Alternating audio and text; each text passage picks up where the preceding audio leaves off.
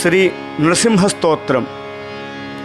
శ్రీరమాకుచాగ్రభాసి కుంకుమాంకితో రసం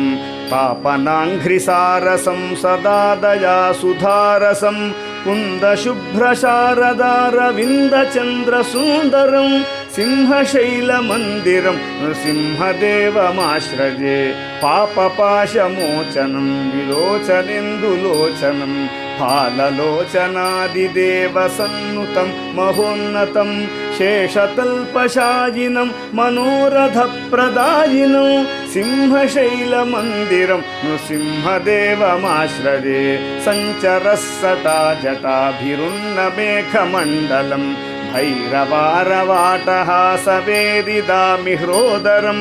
दीनलोकसाररं धराभरं जटाधरं सिंहशैलमन्दिरं नृसिंहदेवमाश्रये शाकिनी पिशाचि घोरडाकिनी भयङ्करं ब्रह्मराक्षसव्यधाक्षयङ्करं शिवङ्करं देवतासुहृत्तमं दिवाकरं सुधाकरं सिंहशैलमन्दिरं नृसिंहदेवमाश्रये मत्स्यकूर्मक्रोडनारसिंहवामनाकृतिं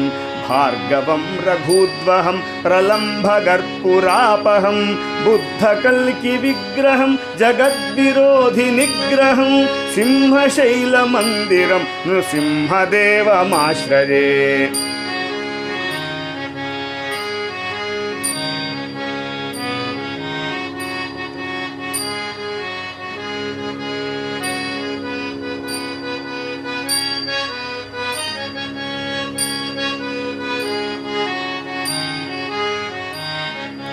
धारुणी वधूमणि गृहीतपादपल्लवं नन्दगोष्ट्रवल्लवी सती मनोज्ञवल्लभं माजिनं विशारदं भवाम्भुराशिपारदं